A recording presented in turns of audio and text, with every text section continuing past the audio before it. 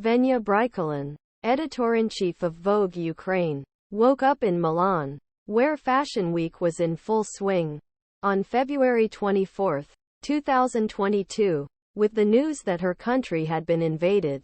Still, she headed to the Max Mara show as planned and watched a parade of luxurious cashmere coats pass by. The sentiment that many Ukrainians continue to share is that doing your job is the most effective way to stay sane, he said via video call this fall. Many observers may ask what role fashion magazine could play in a country resisting large-scale occupation. But fashion is powerful. Since February 2022, Volodymyr Zelensky has faithfully stuck to his utilitarian wardrobe of sweatshirts, cargo pants and combat boots. This has become a powerful means for the Ukrainian president to project his sense of danger and readiness for action. On the streets Kiev, there is a sense that boasting about one's appearance is a way of defiance in the face Russian occupation and insisting on normality. However, fashion has not been Vogue Ukraine's main focus since the full-scale occupation began.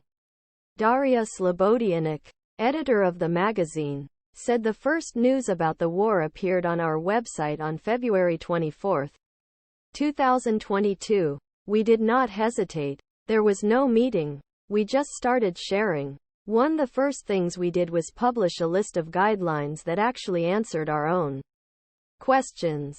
For example, about what to do in the event an air raid siren.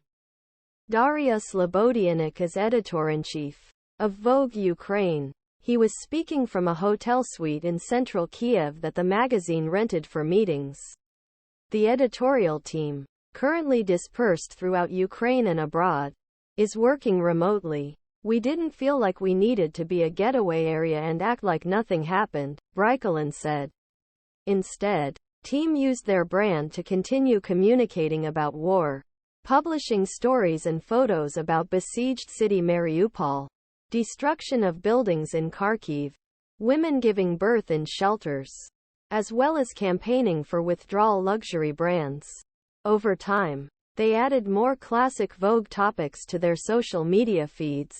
On the other side of the border, Vogue Russia and all other magazines owned by U.S. company Condé Nast were immediately shelved.